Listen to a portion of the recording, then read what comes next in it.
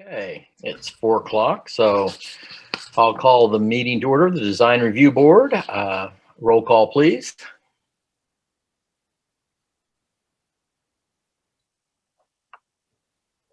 Dean, I think you're on mute.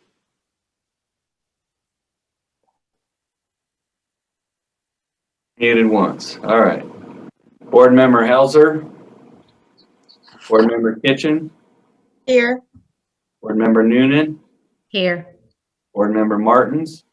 Here. And I will report to the board that on Monday, Caden Butler was appointed to the Design Review Board as a 5th member, but he is unable to attend today, so we will record him as absent, but we knew he would not be able to obtain to participate today, but he was appointed on Monday. It's fairly short notice. So we do have a quorum, which allows us to proceed, and I'll ask Margie to confirm that the packet has been posted and we've met our open meetings requirement. Yes, the packet was posted and required notice of today's meeting was provided. Okay, that gives us jurisdiction to proceed to consideration of last meeting's minutes. Okay, yes. Hopefully everybody's had an opportunity to review the minutes from the January 14th, 2021 regular meeting. Anybody have any comments, corrections, changes? If not, I'll accept a motion to approve. I so move to approve. Katie moves. I'll And second. Jennifer seconds. If no further discussion, then I'll take all a in favor? vote. Go Board ahead member. again. I'll I'm take sorry, a Dean, roll- I didn't hear you. I'll take a roll call vote on Okay. the minutes. Board Member Noonan, Aye. Board Member Kitchen, Aye. and Board Member Martins. Aye. So the minutes have been approved, which would bring us to new business. Yes. Tell us about application CC 21-1, please. This is an application that was received by staff to install a new wall sign on a building that's addressed as 104 East Iron Avenue.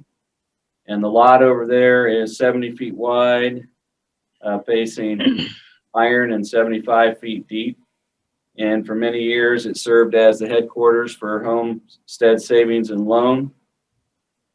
And it was remodeled in 1971 extensively into its present appearance. And so if you go by, the only opening on the front of the building is a set of glass doors with an arched window above.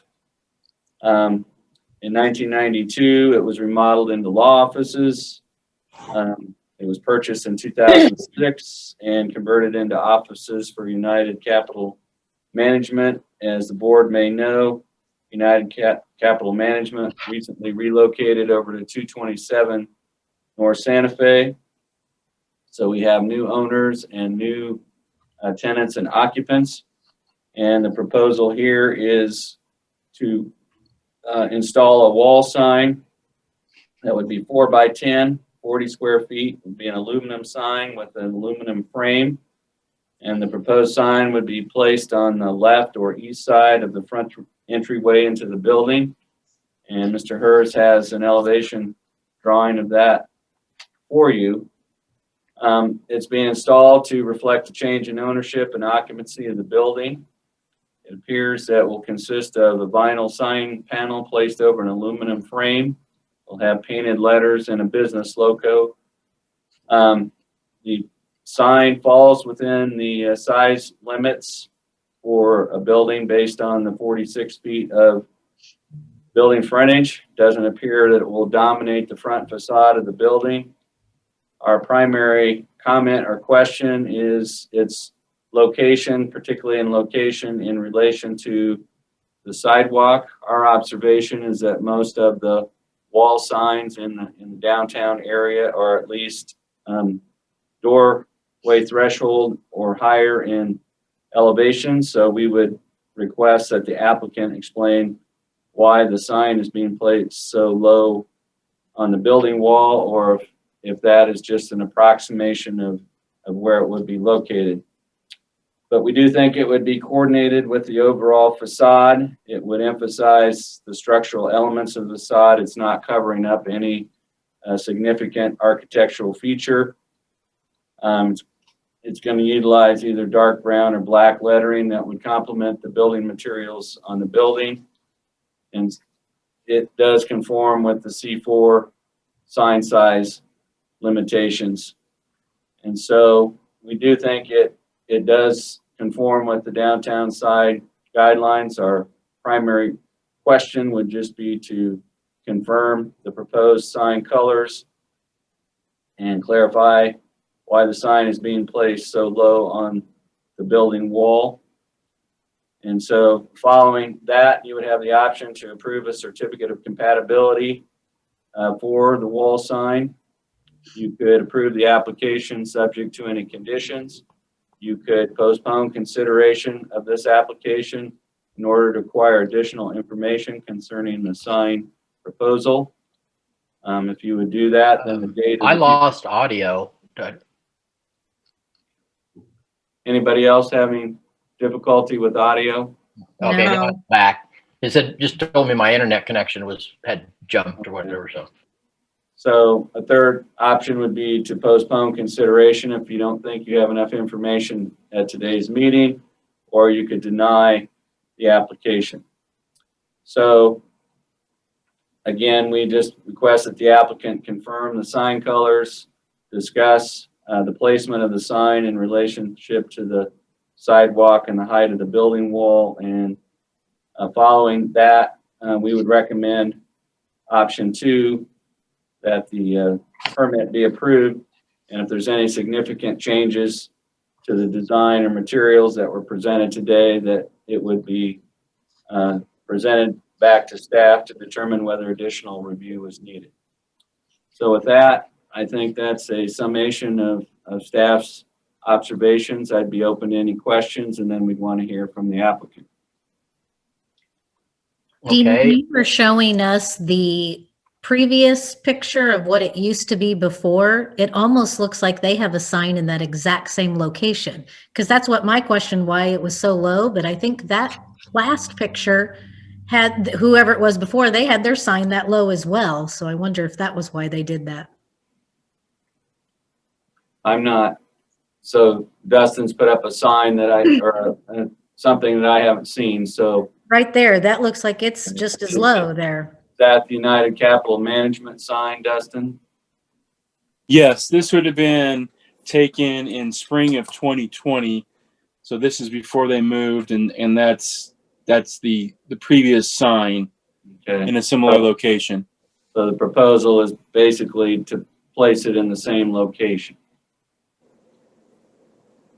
Yeah, And very near, it appears. Okay. Yeah. I didn't, when I researched that, and I could have overlooked it, but I didn't see any evidence that the design review board had acted on or approved any previous wall signs at this location. So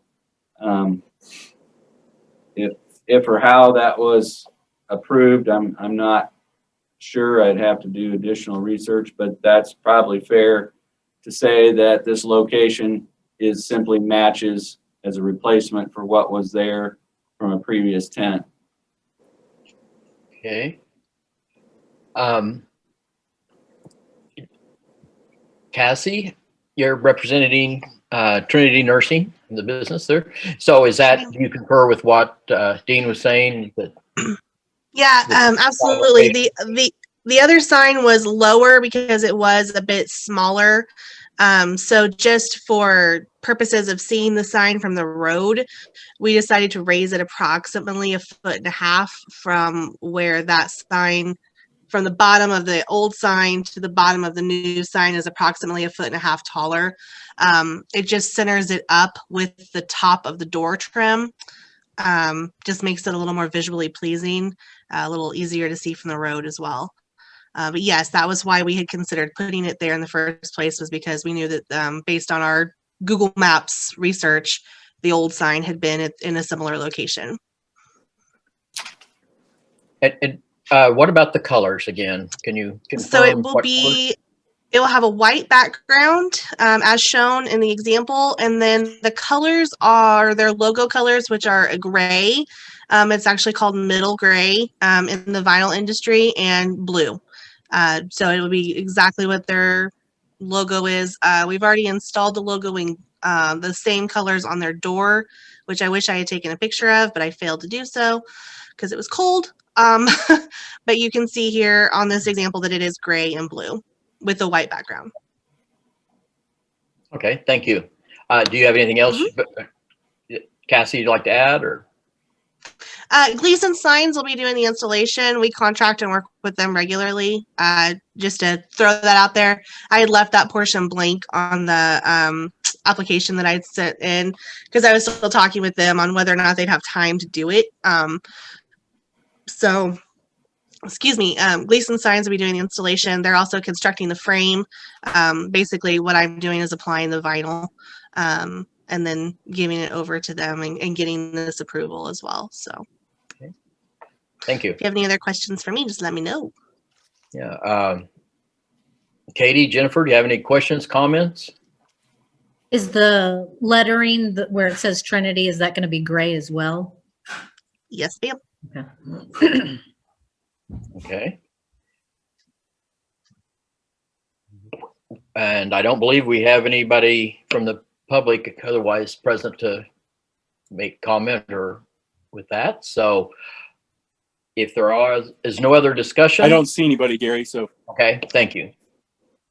If there's no further discussion, we'll accept a motion to approve or to disapprove. I can make a motion that we accept option 2, that they let us know if there's any significant changes. Okay, thank you, Jennifer. And do I hear a second? Second. Second from Katie. All right, then.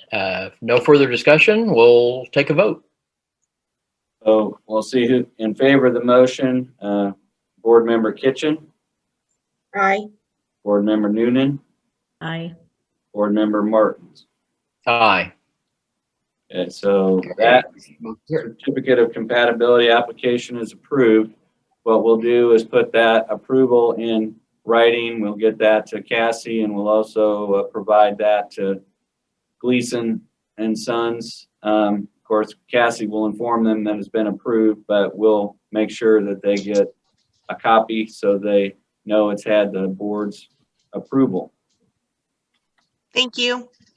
Thank you. And you can say you're welcome to stay, but if you'd like to go, Cassie, that's fine too. So, See you later. Thank you. Bye. Yes, we're down to 3.2 on the agenda, administrative items, the 2020 Design Review Board annual report. Thank you, Mr. Chair. Each year at the conclusion of the year, the Salina City Commission and Mayor asks its appointed and advisory boards to prepare and submit a report that kind of summarizes their activities, what number of cases, what types of cases, and then they're also very interested in the membership and also in attendance. And so the annual report is a means by which we can communicate if we have a need for additional members to be recruited and appointed. It's also, they want board members to serve that have good attendance at meetings. And so they ask for a record of meeting attendance. So we have put that together here. We just summarized that you had 11 regular meetings that you conducted last year, with some of the challenges that we had in 2020 with having public meetings and now transitioning to Zoom. But you reviewed 17 applications. 13 of those were similar to this afternoon's certificate of compatibility. And then there were 4 sidewalk dining areas that this board reviewed for Yaya, Starbucks, Martinelli's, and Dagny's Ice Cream. And so we had primarily asked you to look at what we have for your recorded attendance to see if that agrees with your recollection. And then we have our roster with member information and mailing address and contact. And if there's anything there that's out of date or incorrect, you could bring that to Margie's attention.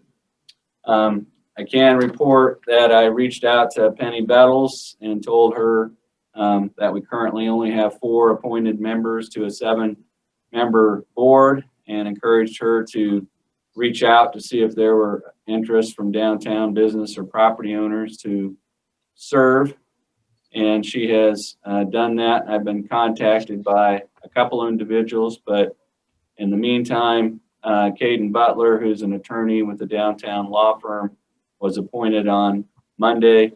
So we are up to 5 members, which would be helpful. But primary purpose today is just to report to you on your activity and workload in 2020 and have you look at your attendance records and your contact information to make sure we're conveying the correct information to the city commission. The only item that I noticed in this report was this page, actually Exhibit A.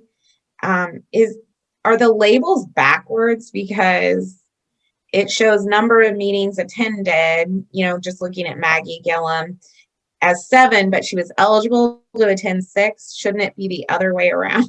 I think they are transversed. Okay. I don't, that it's possible that was a carryover from something that was done from a previous year that didn't get caught, but you're exactly right. It should be exactly the opposite. The left-hand column should be the total number of meetings you're eligible to attend, and then the middle column should be number attended, and that's how you arrive at the percentages. Right. So, it just looks like the headings, were misaligned. Yeah, Otherwise, from my experience, I think the headings need to be flipped. But I think the percentages are correct as long as we didn't count you absent when you were here or something along those lines. And then when you have members that go off in August, and then we had 2 resignations that occurred in 2020. So we go back in time to make sure that we have captured those. And I know we had John come to a Heritage Commission meeting and talk about his retirement. We didn't do that with this board, but just for the benefit of the board, in end of September, John Berger, who'd been staffing this board for the last 20 years, retired. And so Dustin and myself are now staffing this and picking up, still learning some of the things that John had done in the past. So we think we're pretty current on what our need is, and so we do have now up to 5 members and 2 openings. But we will get those columns fixed, and that's one of the reasons we present it to you to look at, because sometimes we stare at it and we don't even see those things. So it's good to get another set of eyes looking at them.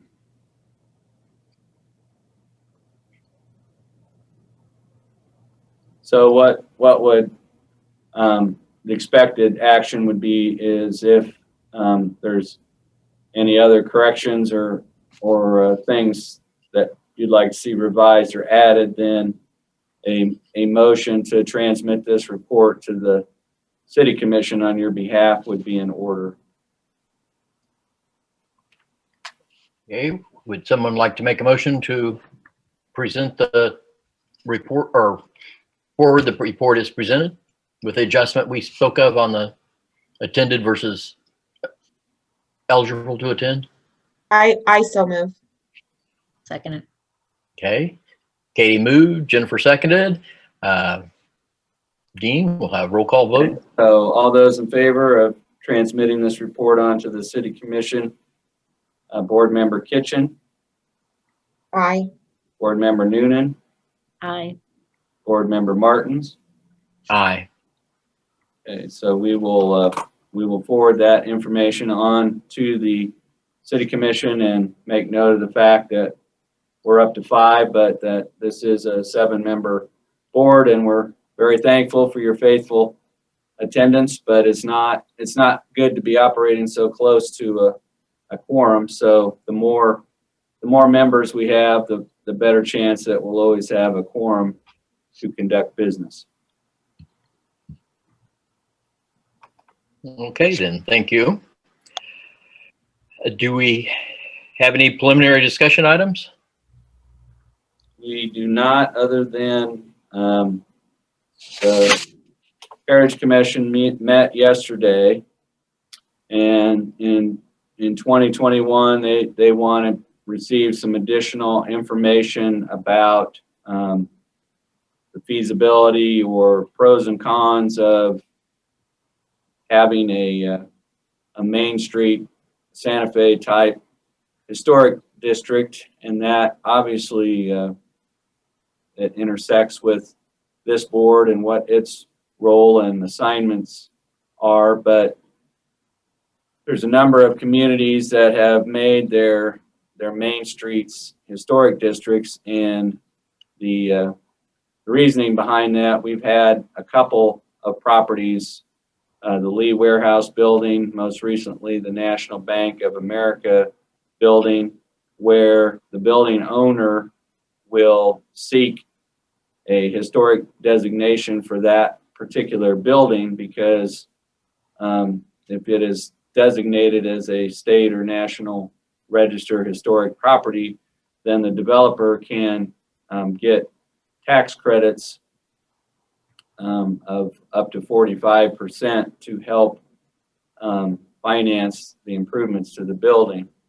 So the way that works is the tax credits are sold to investors, and the purchase of those credits then creates equity that can be injected into the project. So on the Stiefel Theater renovation, the Stiefel Theater is on the National Register of Historic Places, and they utilized historic tax credits to help with the financing of a lot of that renovation. And so if you have a historic district, then every building that's in the district is potentially eligible for historic tax credits. There's a flip side of that, in that there's usually strings attached to the tax credits in terms of how you do your rehabilitation of the building. And so the Heritage Commission wanted to receive more information on that, and as we provide that, we'll probably provide the same information to this board, and maybe have a study session on historic districts and what that means, and a little bit about historic tax credits. But there's a number of properties, including outside the downtown, the Norton Apartments over on East Iron, the Lowell School building, the former St. John's Hospital. There's an application for historic tax credits to assist with its renovation. So we may schedule a time in this spring to kind of have a study session or an agenda item with this board, just to discuss with you historic tax credits, how they're used, how they're advantageous, how they're not advantageous, just so you're on the same page with what we're providing the Heritage Commission. Okay, very good, thank you.